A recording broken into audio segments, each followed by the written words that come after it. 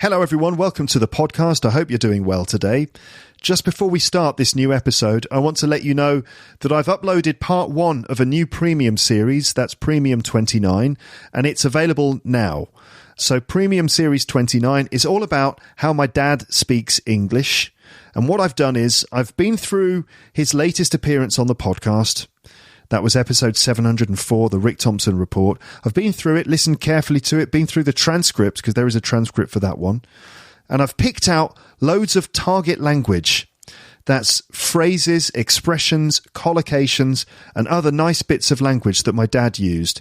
And in Premium 29, I'm going through all those phrases, breaking them down, looking at their meanings, giving plenty of examples, expanding things and looking at various common collocations with that language, useful synonyms and more, with practice exercises, a memory test, and pronunciation work too. The overall aim being to help you learn English from my dad and learn the sort of English that he uses.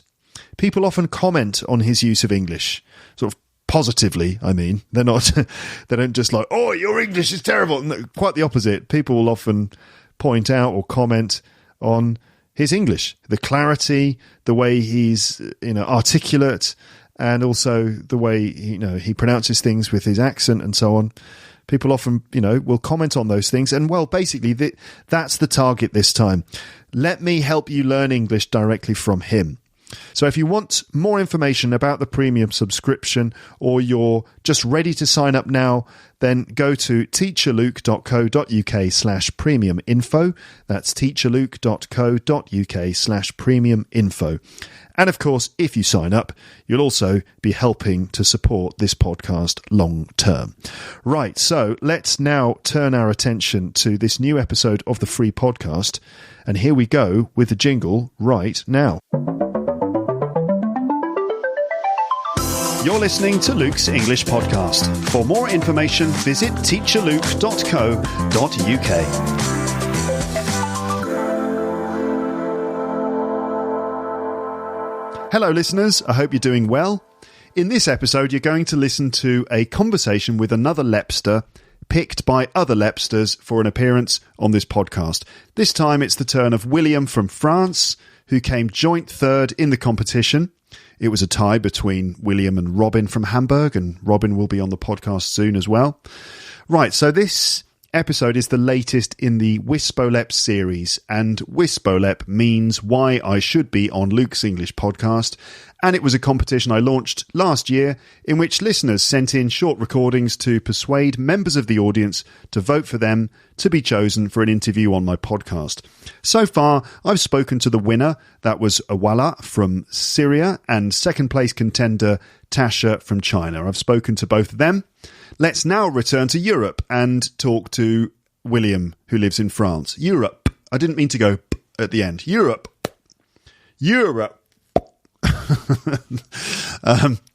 Let's now return to Europe. That's more like it, isn't it? Let's now return to Europe and talk to William, who lives in France. Shout out to all the French Lepsters. Salut les Français et les francophones. Ça va? There you go. Salut tous les Français. Salut tous les francophones. Ça va?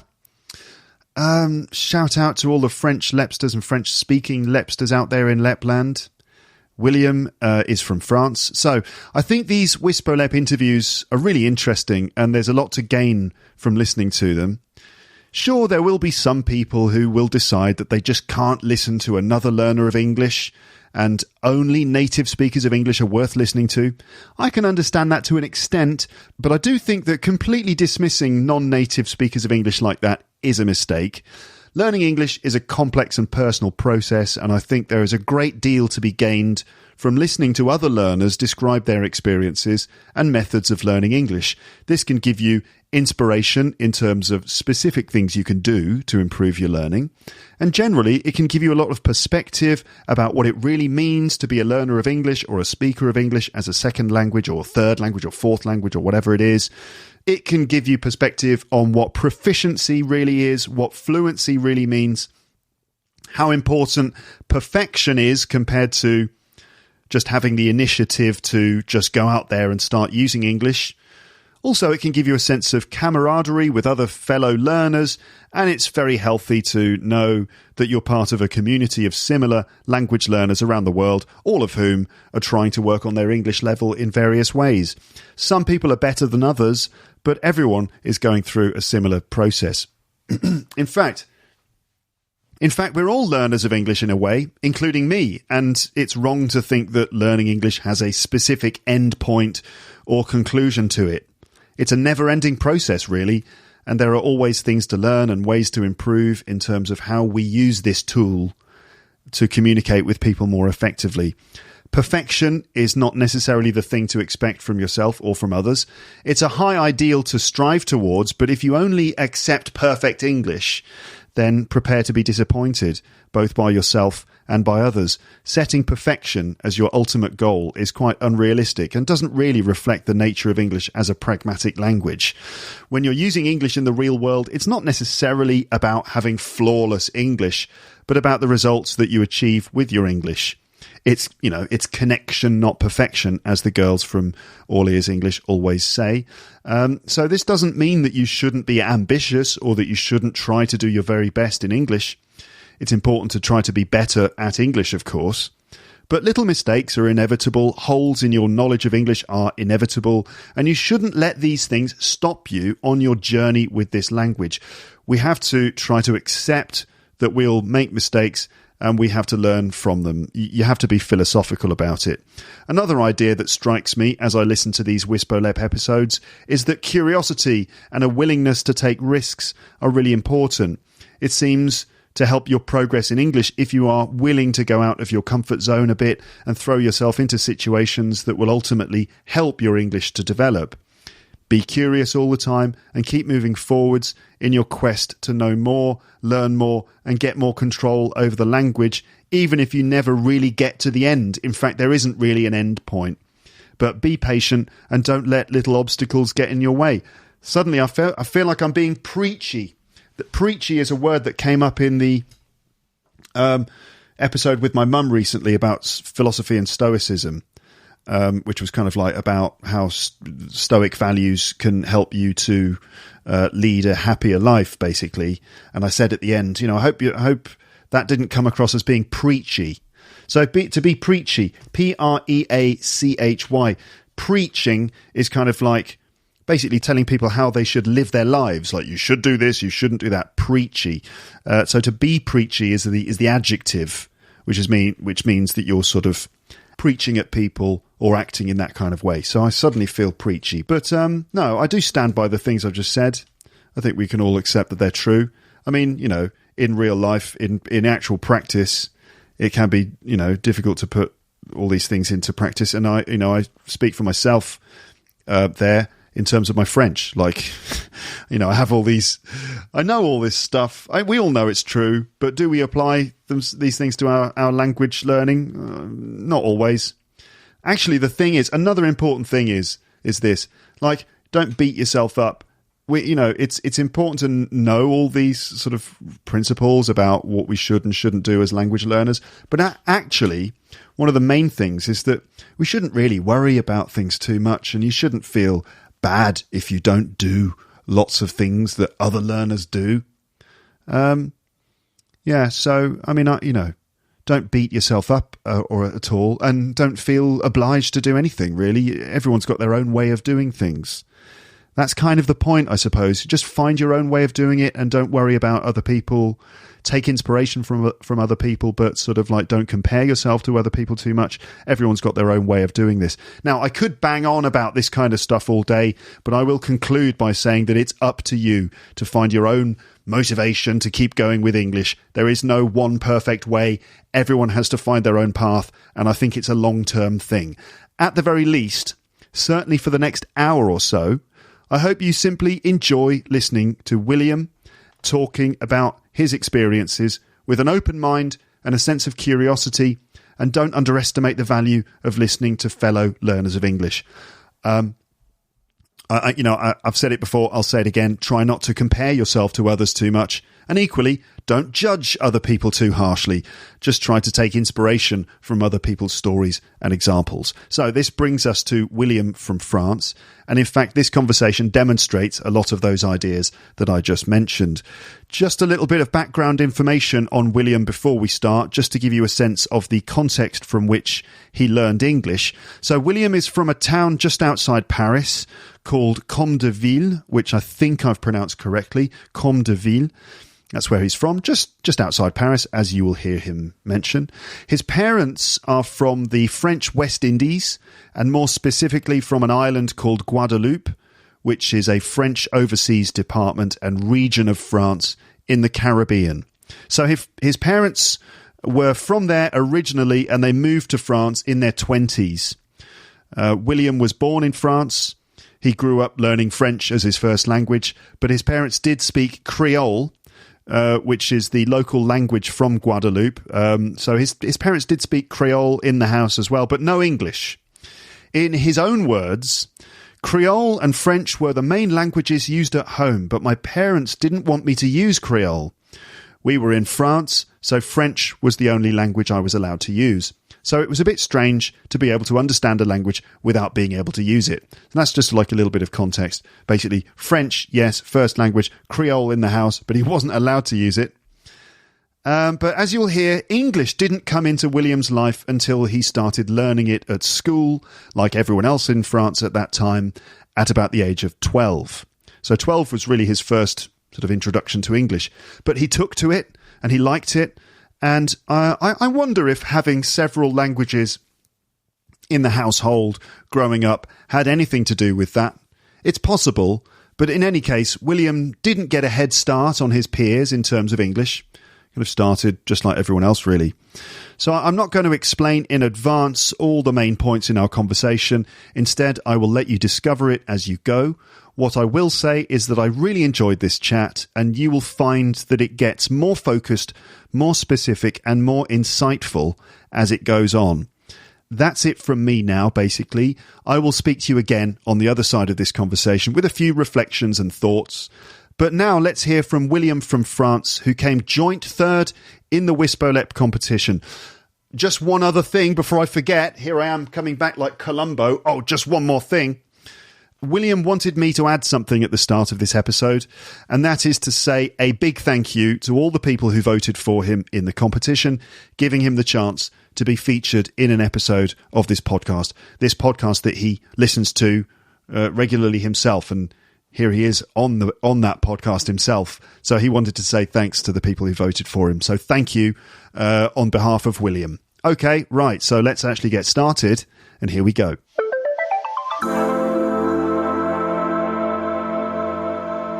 William, hello. Hello, Luke. How are you doing today? I'm great.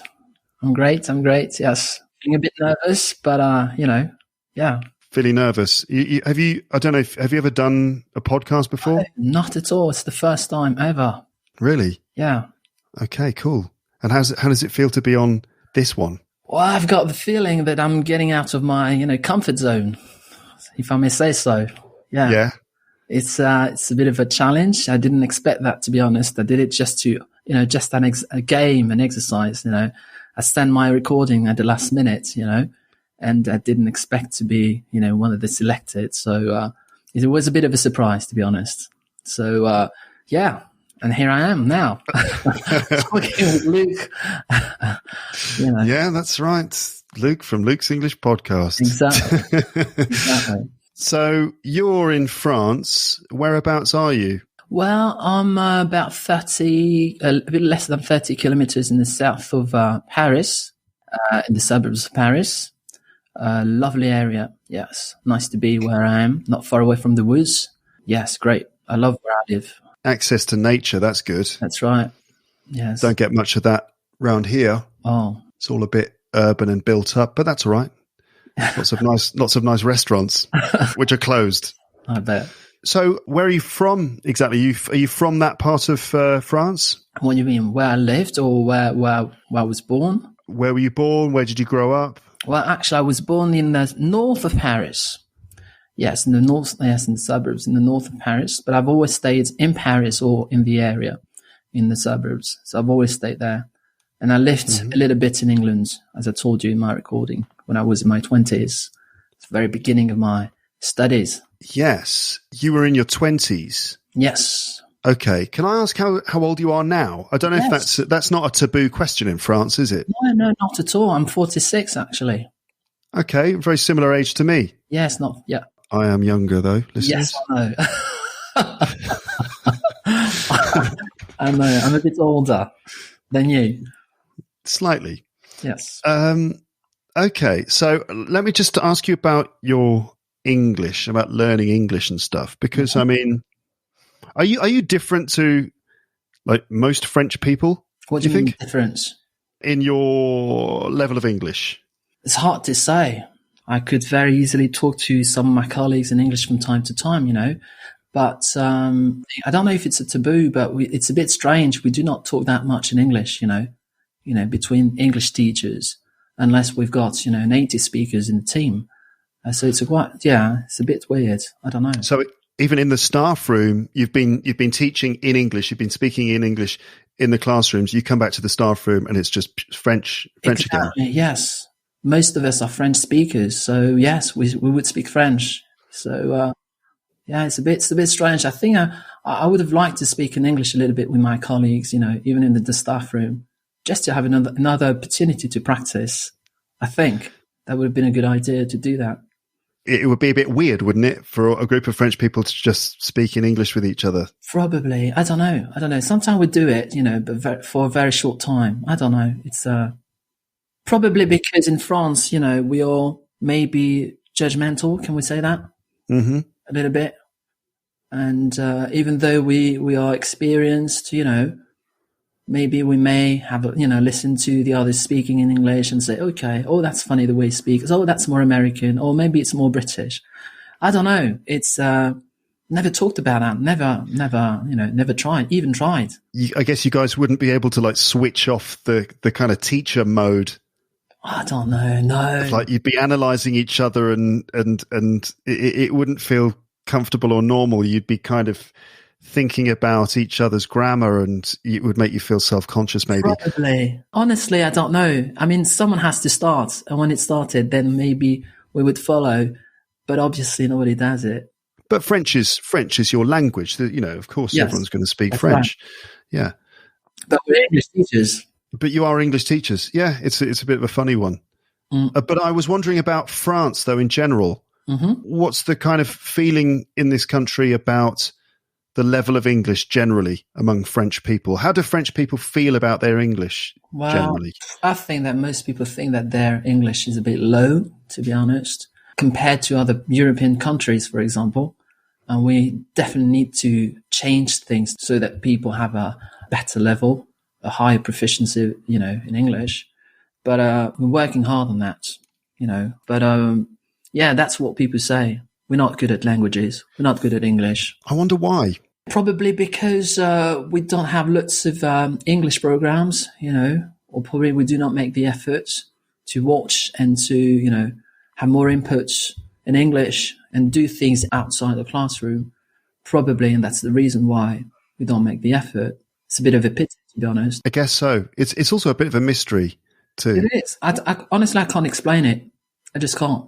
We could come up with lots of theories, like the fact that a lot of TV shows don't get dubbed. A lot of TV shows get dubbed and films that are shown on TV. Mm-hmm. Most of the time, things are dubbed into French. That's right. And things like that. But it's an interesting one. So your English is good, right? I mean, I think your English is better than. I mean, I having lived in France or Paris for about 8 years now. Thank you. I think that your English is excellent. So tell me about that. Like, when do you feel that you learn English? Then did you have exposure to English as a child when growing up, like more than other French people around you? Honestly, not at all. I mean, I started learning English when I was about 12. First started, I even didn't start before. I mean, I started when I was 12 and then, I just loved it. Loved, songs, read lyrics, and I loved Michael Jackson at the time. So it was fun, to study the lyrics and mimic Michael Jackson and other singers, but no, honestly, I haven't had any exposure beforehand. I don't have any English speaking family, nothing. Just love it. I just love the way you could, make new sounds different from French. And when I, started university, it was a real, not a revelation, but phonology was something that that really pushed my English, into overdrive to some extent, I would say. So you started when you were 12. Yeah. Is that when you started, like, sort of a new level in school or something? Exactly. Yes. Okay. And so between the age of 12 and when you started university at what, 18? Yes, about that. Yes. Yes. So those 6 years, check out the maths. Yeah, that's right. 6 years. Those 6 years, what happened in terms of you and English in that period? I was quite good at English. That's it. Just studied English and with the tools that we had at the time.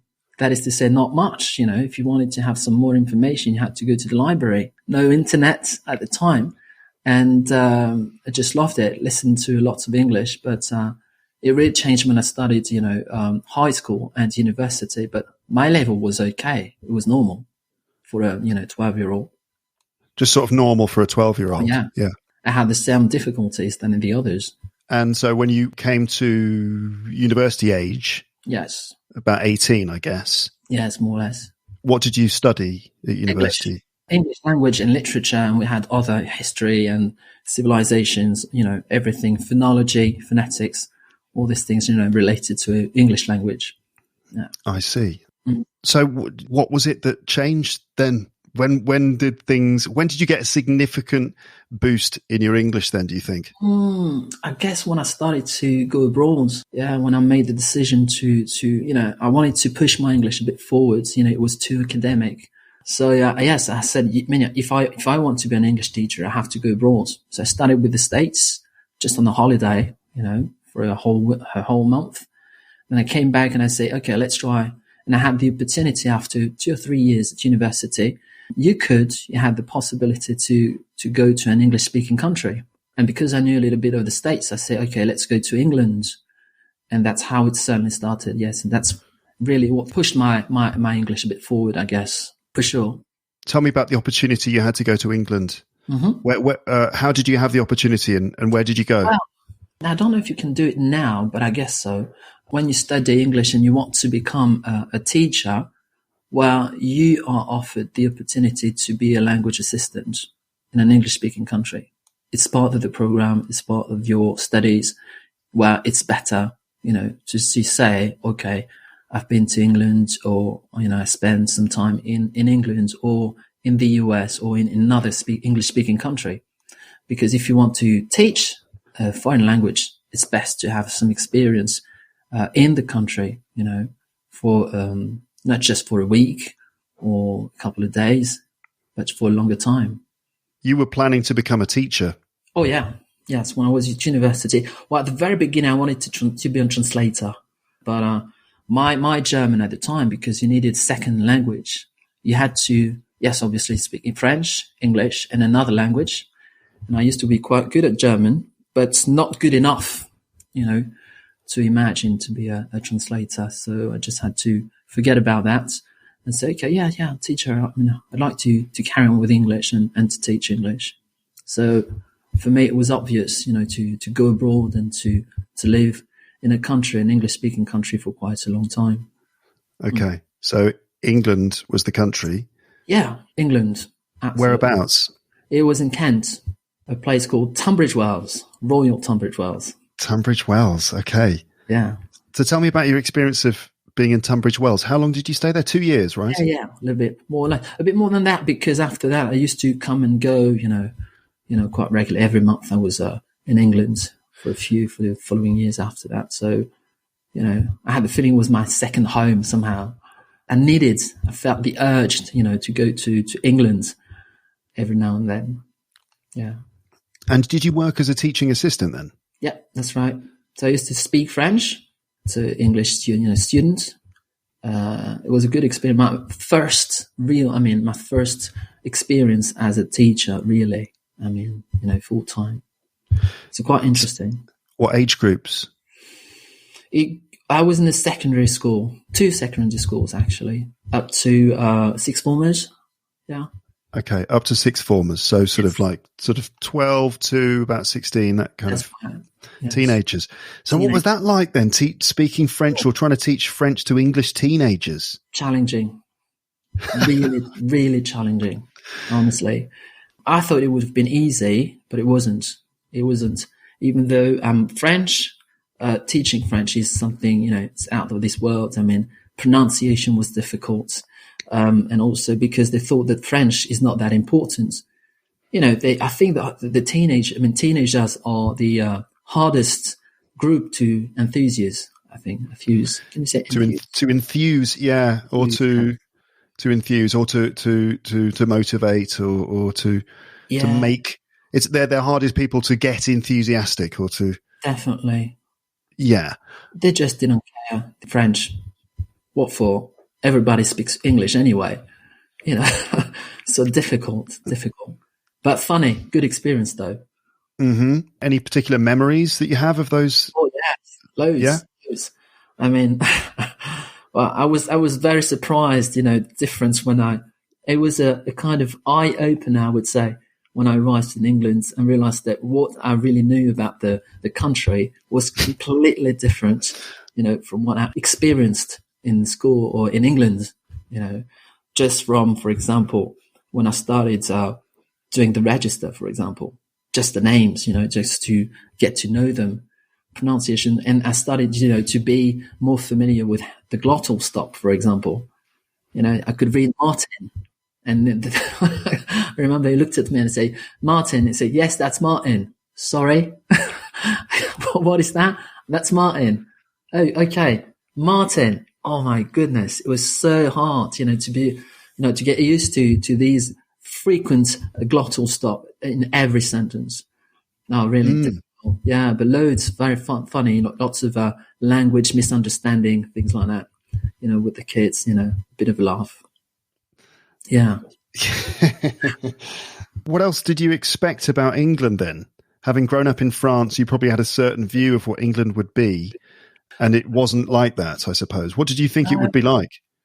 Well, I didn't expect anything, to be honest. There was all the things I read about England, but also what I experienced, with my own eyes, and the questions also from the students were surprising, foods, uniforms, for example, not very familiar with uniforms. Why did, the student would tell me, what do I wear, at the weekend? Why? Because they wear uniforms, during the day, but the weekend they wear something else. So there were, funny questions about culture and how we are, schools, in France and schools in England, and what's the difference and why, we don't wear uniforms and why we wear everyday clothes, during the week, which was a bit shocking for most of them, for example. Yeah, that's really strange. That's really strange for us. Like, I remember taking French lessons at school when I was probably 13 or something, and we watched a video. We watched a few videos. One of them was like a video of a group of French teenagers socializing. Okay. And it was just so weird. Like, one of the things was they all seemed to be dressed in really adult-looking clothes. Right. I don't know if this is going to make sense to you. Yeah, yes, I understand clearly, yeah. Like, for me, sometimes looking at French young people, it's like they dress like adults. Like, they dress like... it's hard to explain this. Okay. I don't know, like kids in England, you get the sense they're just in kids' clothes. And obviously in France, you get kids just wearing like normal kids' clothes, like hoodies and stuff with a lot of picture images on it and stuff. But the kids in this video, maybe they were sort of like quite posh French kids or something, I don't know. But they were wearing like cardigans and nice leather shoes and like trousers and stuff. And that was weird. And then the other thing that was weird is that they were meeting each other and they were all kissing each other on the cheeks when they met each other. And that's like, what? That was weird.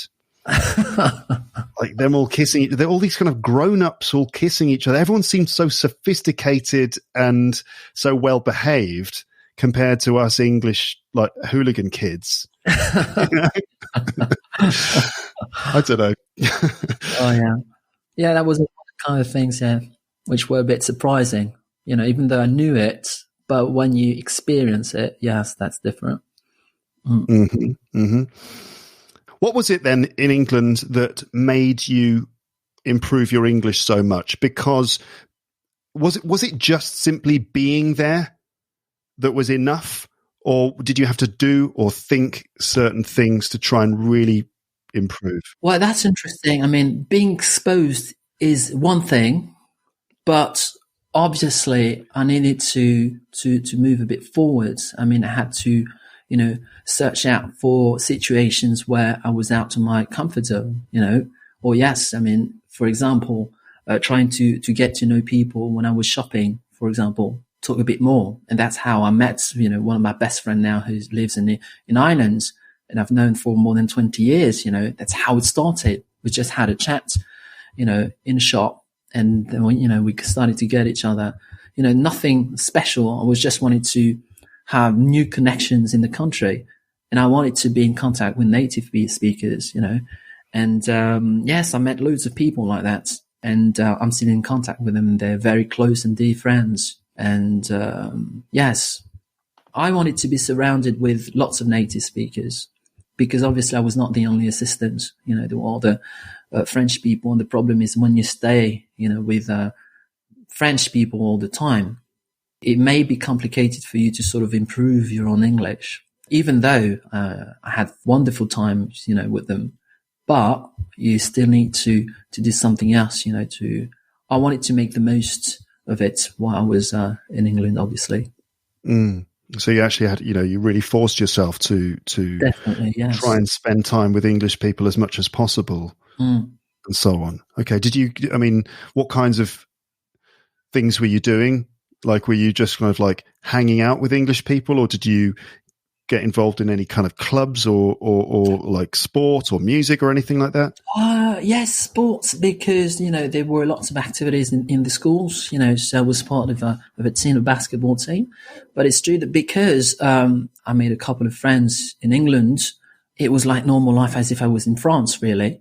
So I could be invited to their place, and then we had other connections, and I realized that one of them, could speak, German. So that was great. And then, that was wonderful, to be in the middle of several languages as well. But, obviously you start with one person, then you talk to another one, and then you've got a wide connection with other people. And that's great, and that's how you start to have your own connections, and, you're more surrounded with other people, obviously. It's great. Yeah. Just putting yourself out there. One friendship leads to another, and so on and so forth. Yeah. Yeah. Okay.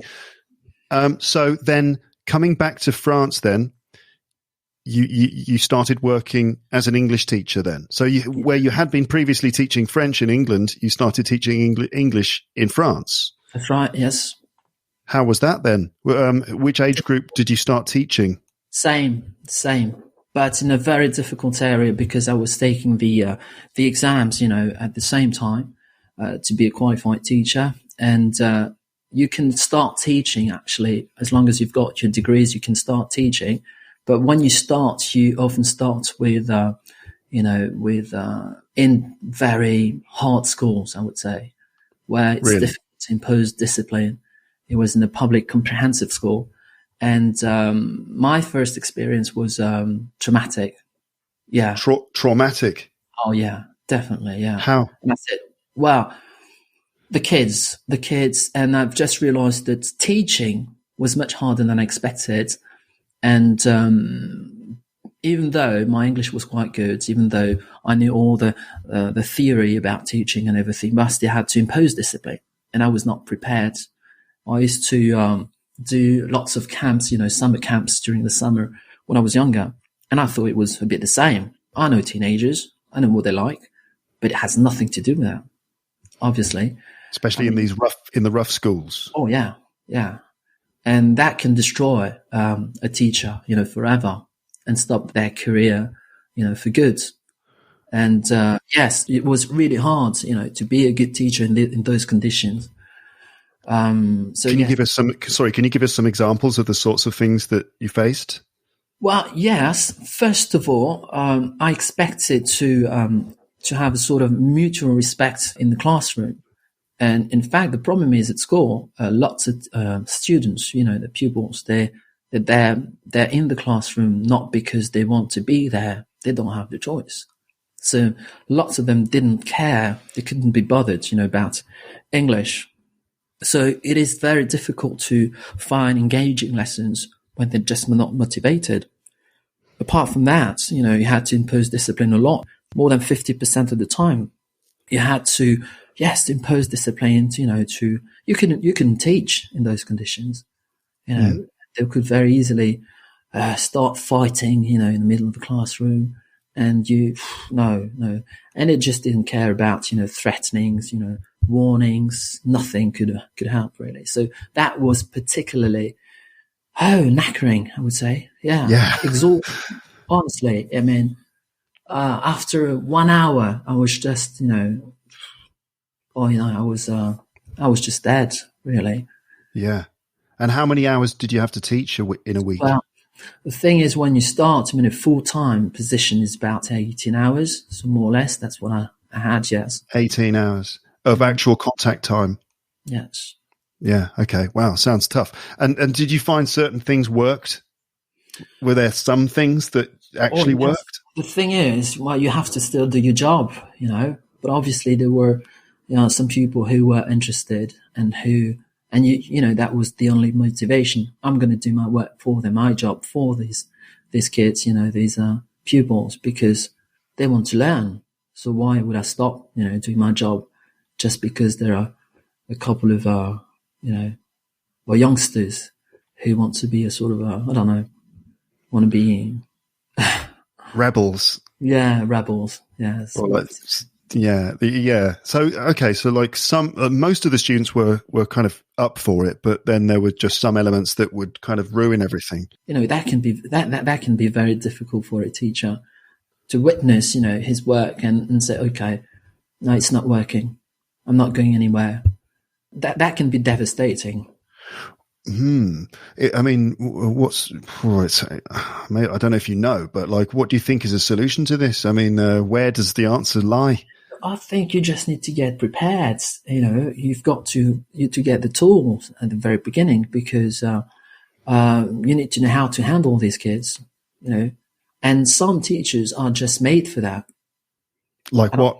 I mean, that's not my personality. I mean, some of them, I know teachers who are very charismatic.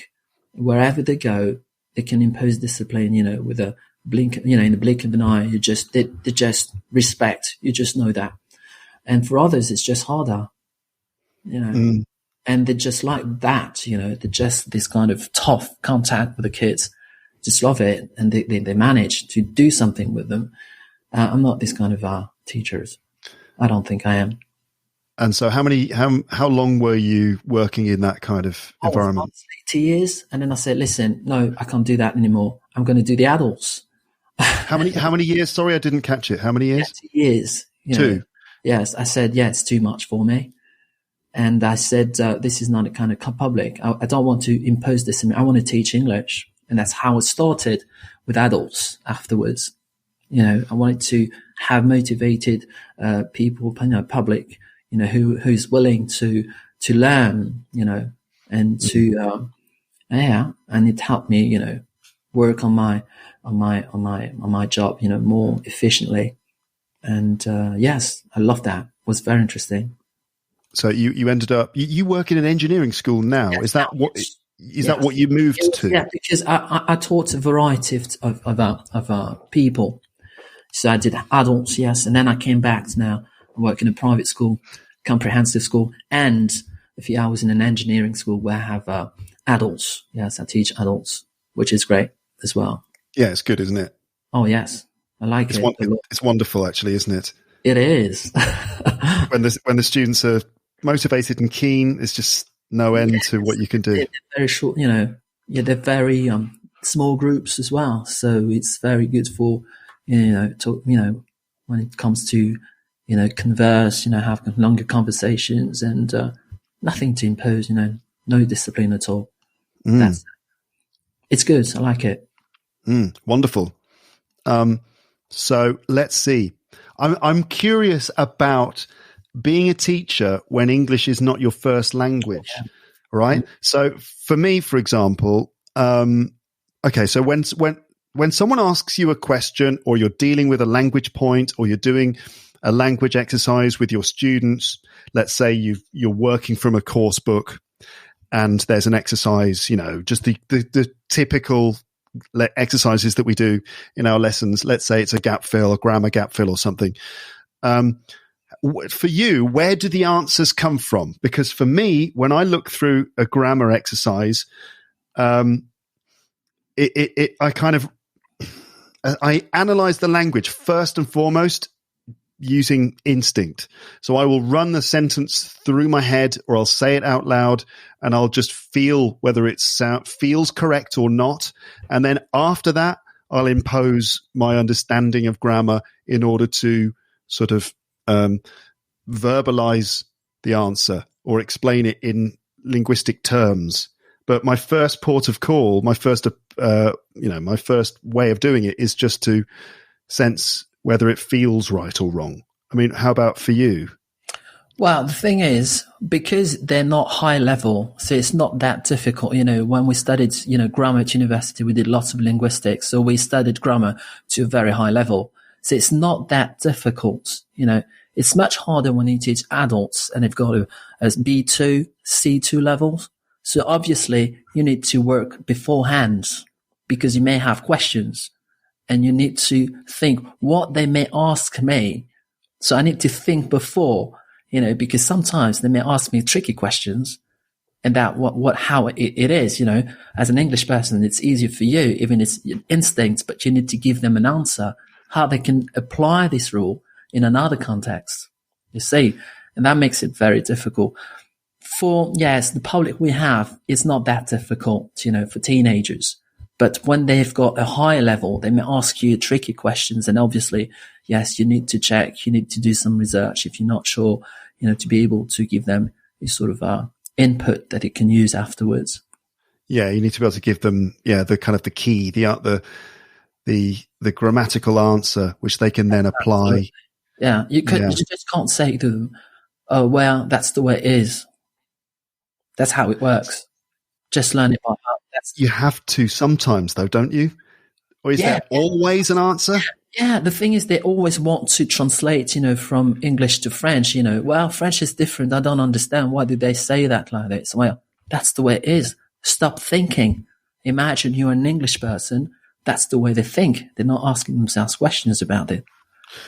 Sometimes that does happen, though, and it happens with me in French when I'll look at a sentence, especially in French when there are so many pronouns, complicated pronouns, and little grammatical words. Mm-hmm. Okay, if I say, for example, il y a, like the en, like en, in a sentence, il y a, how would I say that? Il y a beaucoup dans la maison. Il y en a beaucoup dans la maison, which is like saying there are lots of them in the house, right? Exactly. Mm. Il y en a beaucoup dans la maison. But so in English, it would be there are. That's in French, il y a. That's right. But the en, anyway, basically, I'm not really good enough in French to give a coherent analysis of it now. But what I have to say to myself in those cases is, I just have to stop panicking about the fact that it seems so different and weird. And I just kind of I can't work this out. What's this little word? And why do they do it like this? Why do they put the pronoun there, not there? This is exactly what our students think. Mm-hmm. Exactly. When it comes to English. Why would they use this little word in that, very specific place? Why? Some of them are very stubborn. But at the end of the day, you need to tell them, well, that's the way it is, Of course, you give them an explanation. You try to. But when it's obvious and that's the way it is and there's no real explanation, what can you do? You just have to surrender to the language, don't you? That's right. You just got to be like, okay, fine, I'll just accept it and just go with it. Exactly. Well, sometimes that's what you've got to do. There's not a real answer for everything, to everything. Mm-hmm. Yes, of course, there are rules. Yes, you can apply them. But sometimes, the more you sort of accept it, the easier it is. and then it comes naturally. And then you know that language, you just speak it, you just use it, and you just know it is, because do you think that they will explain how they use English in the future? No, they would just use it just like this. Okay. And they're not going to justify everything they say. Yes, I should say that because that's the rule. Speak spontaneously. It's a shortcut. It goes faster. Yeah, exactly. You've got to kind of feel it. Yes. And if you get too caught up in the grammatical side of things, that can actually hold you back, can't it? It's a weird balance to strike. What do you think about that? Like, how much do you think people should be focusing on grammar, and how much should people be focusing on just this nebulous English thing for communication, which is hard to understand or explain? The thing is, we're not supposed to do lots of grammar with our pupils. We're supposed to explain to them in a context, why they use should, why they use other grammar point, whatever, in a context so they understand it and they understand the rules by themselves. Okay. You're not going to explain them in details. This is the rule, and then give them examples. First of all, you give them the context, the examples, and then you explain and you make them understand how it works to make it more natural so they can use it by themselves. Yeah, you just present the language in context and the kind of, in a way, language as a system. We're all designed to kind of use language. And if we just focus on understanding it, then the sort of language systems like grammar sort of work themselves out. Exactly. In our head. It's very mysterious, isn't it, really? It is. It is.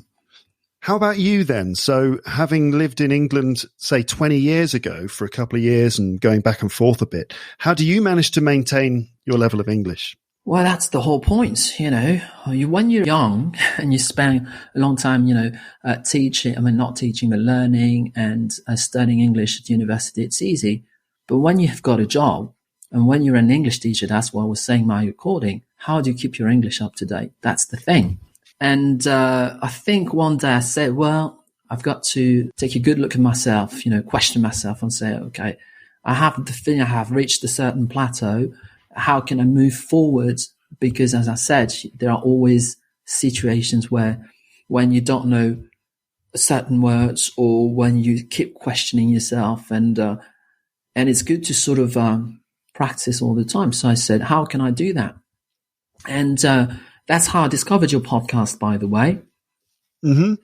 I needed to be exposed to more English because I didn't have the opportunity to move that much to England. I couldn't speak that much to my friends as well, because even though I've got friends, in England and contacts in the US, I can't speak to them on a regular basis. How do you keep on practicing? So, yes, platforms like italki, for example, I talk to hundreds of people, honestly. I would say 100, more than that. Yeah. In what way? Because italki, there's like 3 different ways you can talk to people. Yes. There's like paid teachers, community tutors that you pay for, but they are not qualified teachers. And then there's language exchanges. That's right. Well, which are free. I've done all on italki. Yes, I gave lessons, French discussion on italki. And I also found language partners. And it took quite a long time before I actually found people who I got on well. This takes time, to be honest, to find the perfect profile. And the person's got, a high, I would say, commands of French, who's native, obviously, but who's got a high, proficiency of French, who you can talk to. And, French? Yeah, French. Because what was good was, swapping languages. I wanted to talk to an English person, but I wanted, sort of win-win conversation. Somebody talks in French and I talk in English, and then we do vice versa in order to sort of, it couldn't be just one way. Otherwise it would have been, teaching English, I don't know. So in your language exchanges then that you're talking about. Yeah. Yeah. So French. You do about 30 minutes. I'm imagining it's 30 minutes English and 30 minutes French, or what? It's not that accurate, to be honest. It's not like, okay, let's talk 30 minutes. Let's just speak. Okay. Sometimes it can take 1.5 hours, So I won't say 45 minutes. Sometimes we're just speaking English, or sometimes we're just speaking French the whole time, but it comes just naturally. It just naturally was just swap languages, because we're good enough in both languages to just swap from one language to the other, and it takes time to find someone who you can talk to, who you can share lots of things, can be everyday things, very serious things. And, I think that really helped me. And it's still helping me, to sort of improve my English. And also because I want to be able to keep talking to my friends as well. I can't just stop because I don't speak to them for, let's say, 3 months. My English is going to decrease. And then when I talk to them, I'm like, difficult. And I just don't want that, Yeah. I just want to have an English ready to be used anytime. Just ready to go. Exactly. Kind of thing. So yes. And, that's what I do. That's one thing. And strangely enough, I've met, a couple of persons. So interesting. There's one who's in London, actually,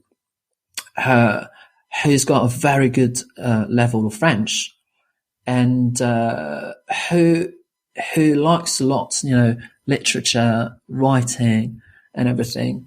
And, sometimes she just gives me subjects to write about, and she corrects it in English. I write in English and then she corrects it and say, okay, you could write that like that and everything. And it's great because that also helps me improve my writing as well, That's a language exchange partner, is it? Yeah. And do you do the same kind of thing for her too? Well, if she wants to, yeah. But obviously that's what she offered me. I said, okay, yes, I'm up for it. Yeah. Why not? Yeah. That's amazing. So we're having a conversation. I said, well, I'm trying to write in English, but I can write in English. But the thing is, I need someone to proofread me or to, review or, I don't know, correct everything and proofread my writing, And it's good also from a native point of view to have, even though my English is correct, I would say, but would it be colorful or as idiomatic as an English speaker would write, you see? And that's what I'm trying to do. So yes, even though it's not wrong, but sometimes I'm a bit influenced by the fact that I'm French, you see? So, and she's very helpful. So we can speak, we write a lot, we talk about everything. And I also talked to another person who's American as well. And, strangely enough, I talked with her and she said that her husband actually, she's retired and she's got such a wonderful level of French. And these kind of person are very inspiring. How could she be able to keep practicing her French, at 70? I'm surprised. And she's a native. So she doesn't live in France. She lives in the States. And she's got, this, writing group, that was created about 20 years ago. And she asked me to join it. I said, let's do it. Once again, another way to sort of, go out, to get out of my comfort zone and say, okay, I know that I would have to use a very high level of English, to be able to be, to join the group because they're all native speakers. So I'm not supposed to be a writer, even, let alone, a native, writer. They're writers. They are all native English speakers. It's a writers group for just people who like to write in English. Writers. Yeah. I see. And so you're kind of part of that group. That's amazing. Yeah. Yeah, so, it is. Yeah, it's great. So the thing is that it takes time and effort to find the right people. And I mean, if we're talking about italki, as I mentioned, the 3 different ways of doing it, language exchange partners are free, aren't they? Because it's basically like a social network. That's right. Where you can try and meet people who want to do language exchanges. Well, yeah, absolutely. You got to do a lot of searching until you find the right person who fits the right kind of profile for you, and don't give up. Oh yes, yeah. You need to do things. Lots of. You've got to once again to be able to doing things outside. As long as it's entertaining. I like talking to people anyway. It's entertaining talking, even if it's just for a few sessions. It's still interesting to talk to these people. It's even though it doesn't last in time, but it's still very entertaining, and you learn, still learning. Everything is is an excuse for me to learn English once again. And I just, do it. Where does your motivation to do all this come from then? Obviously, you've got the fact that you work as a teacher and you've got a professional reason. You've got to maintain English so that you can do your job properly. But it's more than that, isn't it? Where does it all come from? Where does this motivation and desire come from? As Luke Thompson says, I have a particular set of skills. Well, I don't know. Well, I don't know, Luke.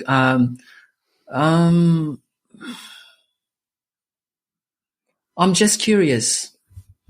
And I genuinely think that if you want to improve and if you want to keep a high proficiency in the language, you definitely need to be curious, keep looking, keep searching, be interested, and talk to people, be surrounded with native speakers, even if it's a short period of time. These are all excuses to sort of improve it. How does it come? Where does it come from? I just don't know. I just know my journey is not finished. I just know that all my life I will have to keep learning all the time. So it's not a pressure. Sometimes it is because, as I said, I'm a professional. If you're not, well, people will say, "Oh, your English is good," but I'm an English teacher, and as a foreigner, you just don't want to find yourself in embarrassing situations. What do you mean? I mean, embarrassing situation. It's not embarrassing. It's just that in France, I really have the feeling that because we're English teachers, we are supposed to know absolutely everything. Yeah, perfection is what's expected. Exactly. I mean, and that's why I said to my student, I don't know everything, and if I don't know, I'm going to look for it because I'm still learning as well. It's just that I'm much more advanced than you, but I'm still a learner, even if I'm a teacher, you see. I would never say I know I'm an English teacher, I know everything. That's not true. Sometimes I just listen to things, I'm like, what is that? What is it? I don't understand. Really, there are times when you're listening to things and you don't understand what's being said. Of course, yeah. I mean, because I'm trying to get exposed to a variety of accents, and obviously, if I'm, quite comfortable with English language when it comes to American or Northern languages, like Scottish or even Welsh. Well, Welsh is another language. I know. I mean, I'm lost. And if you listen to like a Glaswegian just speaking normally, I mean that's really difficult, right? That would be, yes, really difficult. So yes, no, this is a bit of extreme, but it never ends. Never ends. Yeah, it's like English proficiency is like a continuum. There is no end point. Oh, I mean, even me, if we're talking about this, I feel also like a learner of English in a way. I know that sounds ridiculous. Some people are going to think that sounds ridiculous. Because, I mean, there are things I don't know, like, for example, I mean, sure, I grew up with the language, and so I have a certain level of ease, and it is my first language. And so, I speak like English people do. And so I've got that built-in level of ease and, understanding and proficiency and naturalness with the language. But there are tons of things I don't know, and tons of issues I have with my own writing in English and so on, where I'm writing things and I'm correcting myself, and I constantly feel like I'm on a journey to being a better communicator. It's in English in this case, but it's not just about understanding the rules of the language. It's just it's so much greater than that. It's all about the way you apply yourself and the sort of human interactions you have. It's almost on a sort of human to human level of trying to be more patient or trying to be more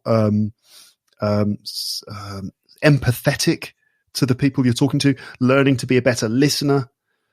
And so on and so forth. It's a real skill to be able to listen to people. It's a really important part of communicating with them. You've got to listen so carefully to the people you're talking to so that you don't say lots of unnecessary things. Yes. Okay. So we're all learners of English. Yeah, Absolutely. okay. Oh, yeah. William, it's been really interesting to talk to you. Oh, that's my pleasure. And, best of luck as you continue your journey with English. Thank you so much, Luke. It's been a pleasure. Yeah, thank you so much for sharing your experiences and sharing your thoughts with us. No, We all appreciate it very, very much. no, thank you. In the first place, I really appreciate it. It's been a pleasure to be on the podcast with you. Yeah, well, absolutely. All right. Okay. Well, I'll let you go now. Okay. Yeah. Thank you so much, Luke. And I hope to, talk to you another day, another time. Yes, quite possibly. Okay. Okay. Well, bye-bye, Luke. Bye for now. Bye for now. Bye.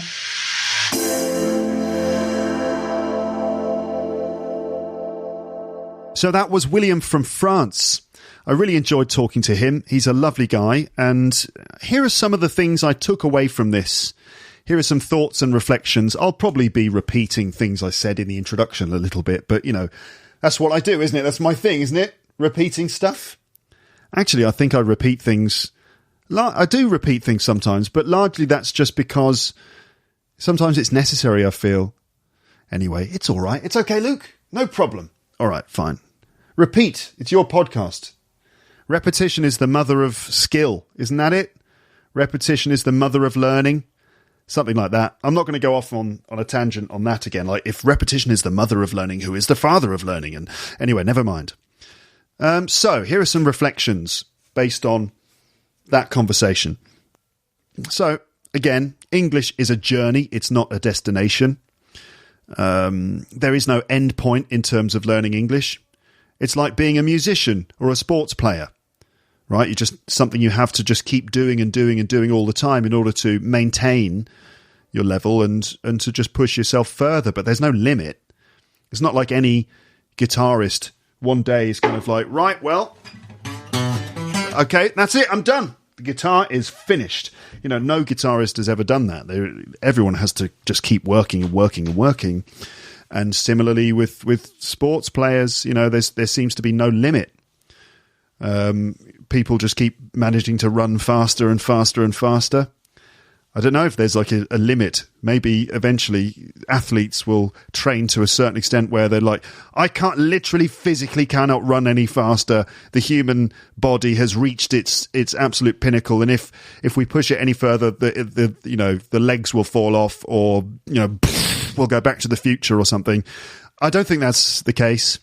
What am I talking about? I'm basically saying that there's no end point. It's just a process, an ongoing process, and learning English is the same thing. Like being a musician or a sports player, there's always training to be done and room to improve in terms of technique, general fitness and fluency, and so on.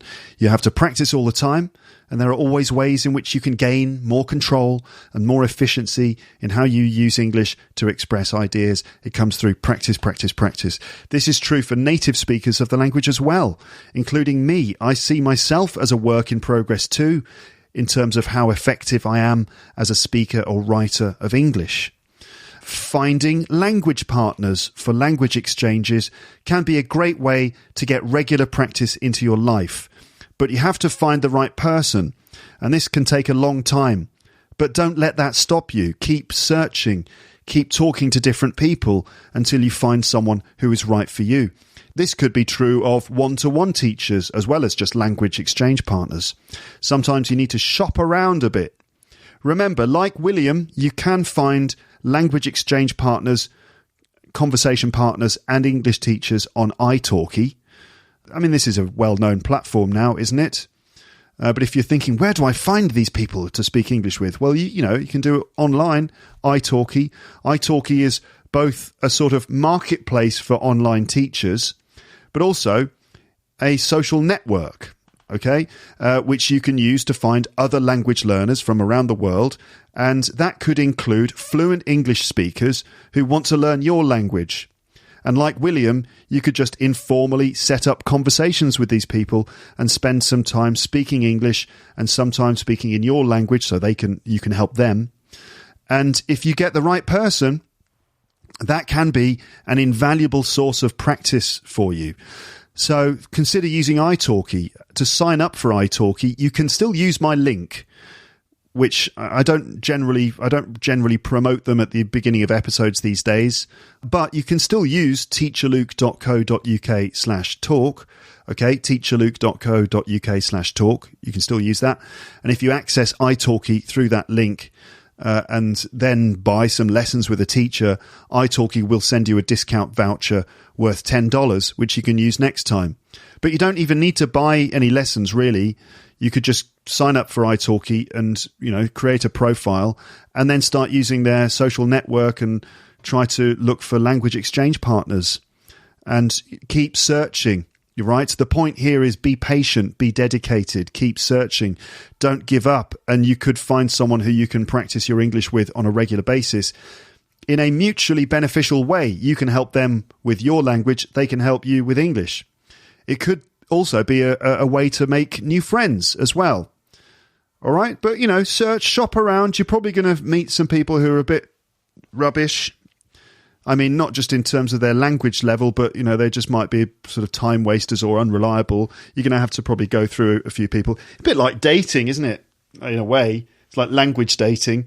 You've got to go out with a few people who disappoint you, or you've got to have a number of relationships that don't really work. But, and you might feel, I'm never going to find someone. I'm always going to be alone. This is horrible. Or you just kind of stick with it, and eventually you find someone who's right for you. That's the idea.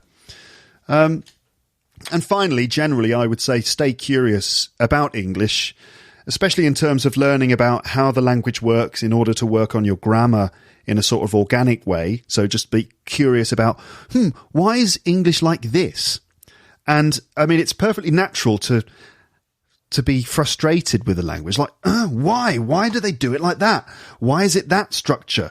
Why do they have all these weird exceptions and things? Totally natural human reaction. But at some point, you've got to just say, well, that's just the way it is, and you just got to accept it and go with it. Okay, but anyway, stay curious about how the language works. And just, trying to work it out. And referring to grammar books or language reference books can be helpful. A tip could be Practical English Usage by Michael Swan, which is a well-known and well-used English reference book, which can explain lots of things about the way English works.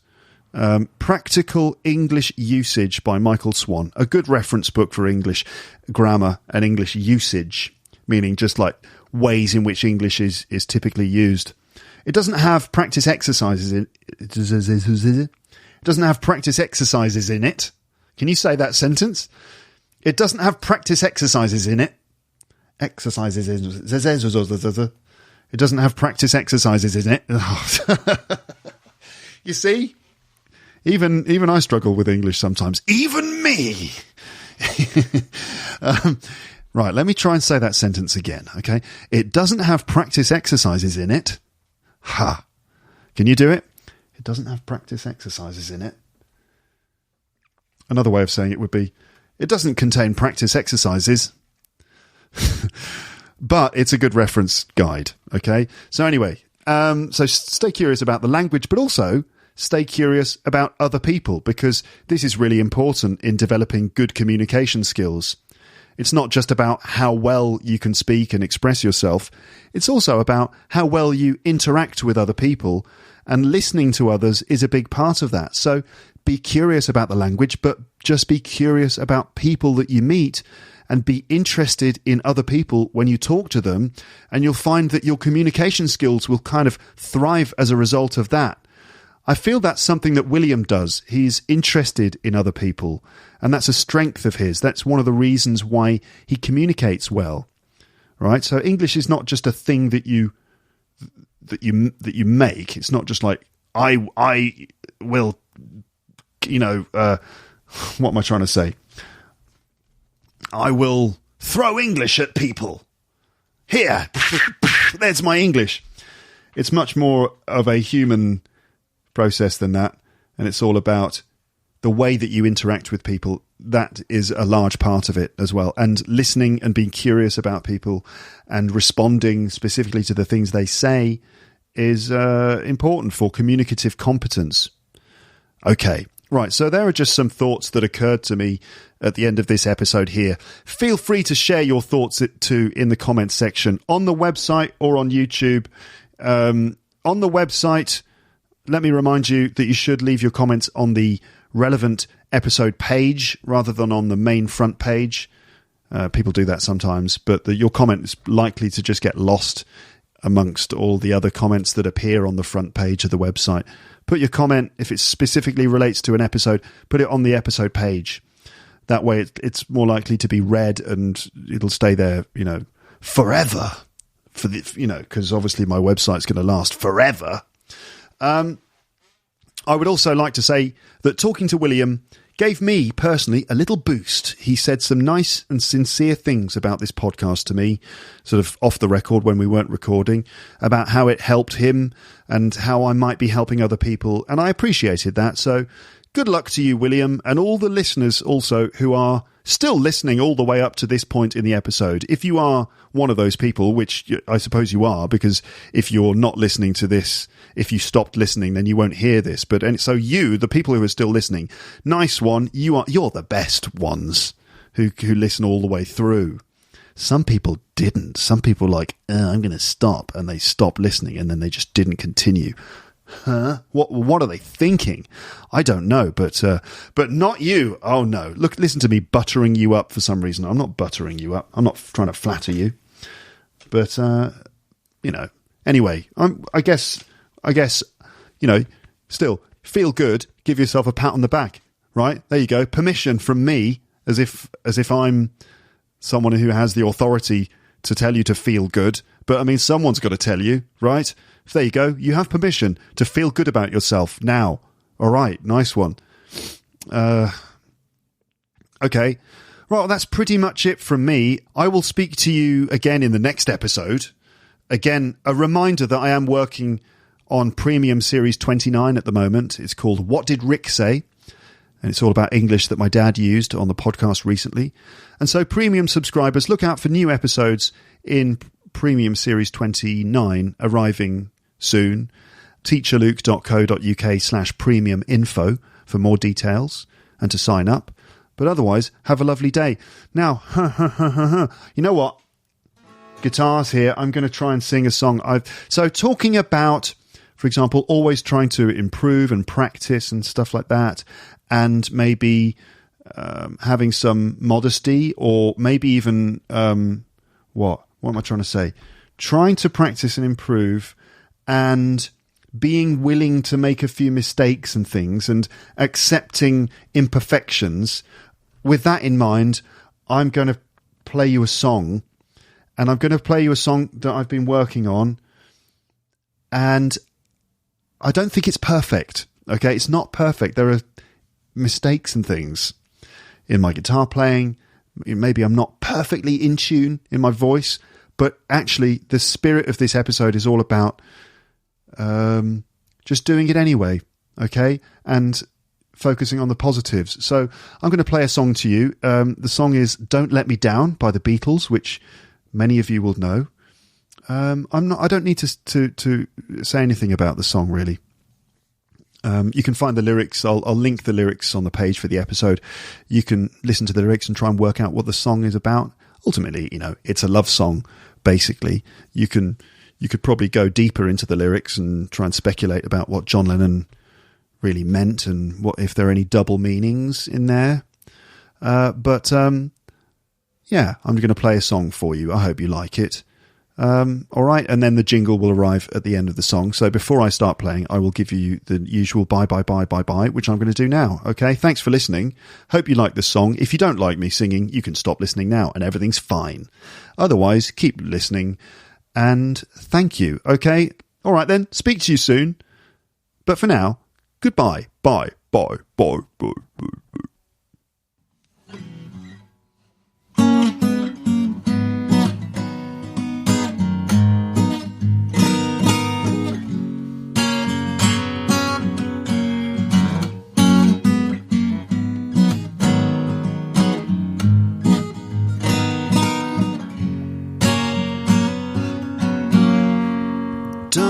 let me down.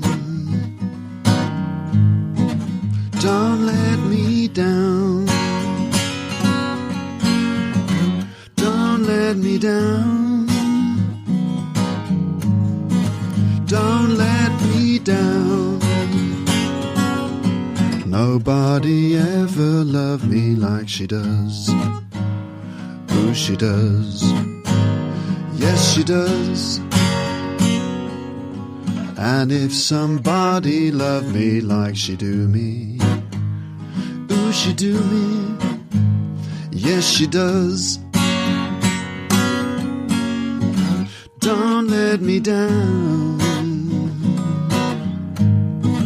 Don't let me down. Don't let me down. Don't let me down. I'm in love for the first time. Don't you know it's gonna last? It's a love that lasts forever. It's a love that has no past. Don't let me down. Don't let me down. Don't let me down. Don't let me down. And from the first time that she really done me, ooh, she done me. She done me good. I guess nobody ever really done me. Ooh, she done me. She done me good. Don't let me down. Don't let me down. Don't let me down.